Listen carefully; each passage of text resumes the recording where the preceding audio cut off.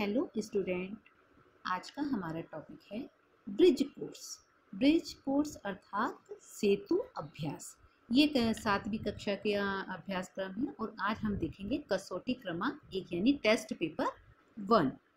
इसमें सबसे पहला प्रश्न है चित्र देखकर उससे शब्द बनाओ। जैसे ये चिड़िया का चित्र दिया हुआ है तो यहाँ पर लिखा हुआ था रिया, यानी हमें इसके आगे सिर्फ क्या लिखना था, ची, तो बन जाएगा चिड़िया।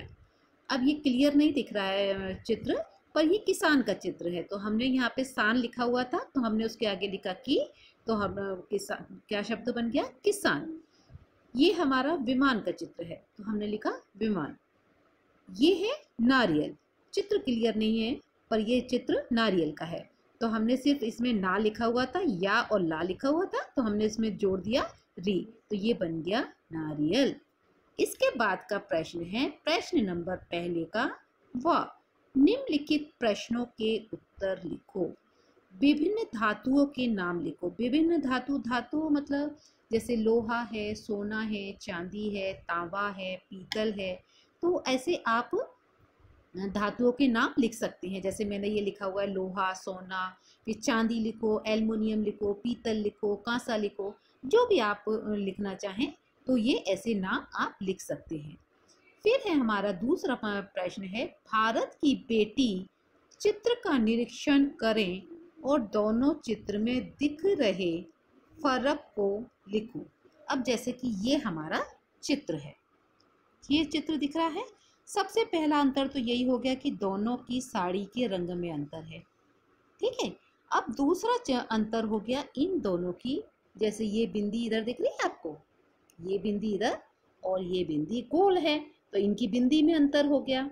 फिर इसके बाद ये मांग टीका दिख रहा है आपको, ये मांग टीका हो गया और ये इसका ये इस तरीके का मांग टीका हो गया तो मांग टीके में अंतर है।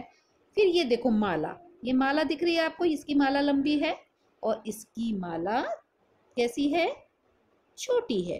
कैसी है इसकी माला, तो इसकी माला छोटी है तो ये हमारा क्या हो गया, ये एक माला का अंतर हो गया। ये मैंने आपको 4 अंतर बताए। अब इसके अलावा और भी कोई आपको अंतर दिख रहा होगा तो आप इसमें लिख सकते हैं। जैसे कि ये डिजाइन में फर्क दिख रहा है हमें, तो ये डिजाइन में फर्क है। जैसे यहाँ पर घना घना दिख रहा है डिजाइन, तो यहाँ पर दूर दूर दिख रहा है तो ये भी एक अंतर है। तो आप ऐसे ये अंतर यहाँ पर इस प्रश्न के उसमें लिख सकते हैं। तीसरा प्रश्न है कभी भी खत्म ना होने वाली ऊर्जा कौन सी है। कौन सी ऊर्जा है जो कभी खत्म नहीं होती, वो है सौर ऊर्जा, यानी सूरज से प्राप्त होने वाली ऊर्जा, सौर ऊर्जा जिसको कहते हैं हम, तो वो हमारी कभी भी खत्म नहीं होती है। इसके बाद है बबलू की बुरी आदत क्या थी। तो बबलू की बुरी आदत क्या थी कि वो बिजली और पानी को बर्बाद करता था अर्थात वो बचत उसकी नहीं करता था, इसलिए वो उसकी ये गंदी आदत थी। इसके बाद का प्रश्न है प्रश्न नंबर 2 का अ निम्नलिखित शब्दों में उपसर्ग लगाकर लिखो। तो यहाँ हमारा प्रश्न आ गया निम्नलिखित शब्दों में उपसर्ग लगाकर लिखो। तो यहाँ लिखा है शकुन, शकुन में हम अप लगा देंगे तो हो जाएगा अपशगुन। डर में हम नी लगा देंगे तो हमारा बन जाएगा निडर। स्वागत में हम सु लगा देंगे तो हमारा बन जाएगा सुस्वागत।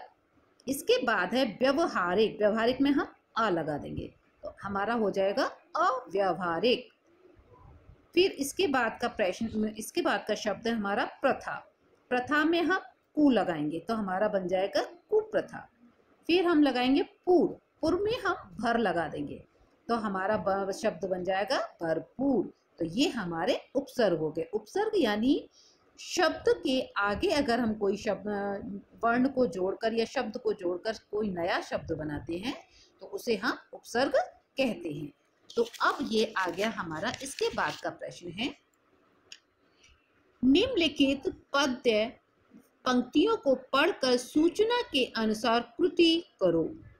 तो हमारी पद्य पंक्तियां हैं कभी तैरते कभी डूबते, इतराते गाते मस्ताते, नदी आ गई चलो नहाने, आमंत्रित सबको करवाते, सभी उपस्थित भद्रजनों का नदिया से परिचय करवाते, अगर हमारे मन में आता झटपट नदी पार कर जाते। अब इसमें कवि ने, इसका जो प्रश्न है, कभी नदी में डूब इस प्रकार मस्ती करता है। किस प्रकार मस्ती करता है? तो वो कभी तैरते हैं, तो कभी तैरते यानी तैरकर, कभी डूबते यानी डूबकर, कभी नहाकर, और कभी मस्ती में गाकर। ये इस तरीके से वो मस्ती करते हैं।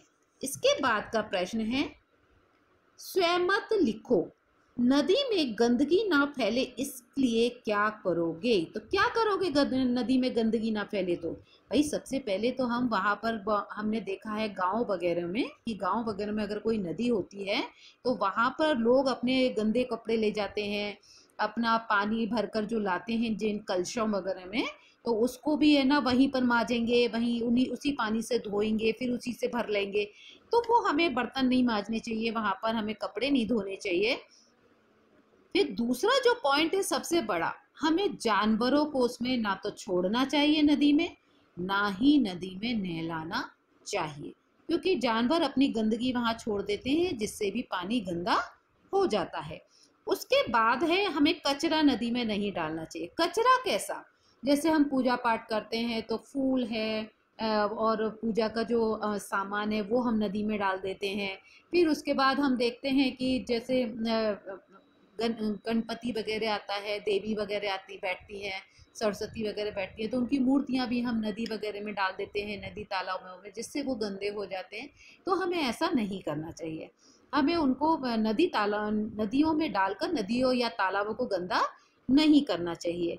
हमें उन्हें व्यक्तिगत रूप से कुछ अलग से टब वगैरह बनाना चाहिए और उसी में उनको विसर्जित करना चाहिए।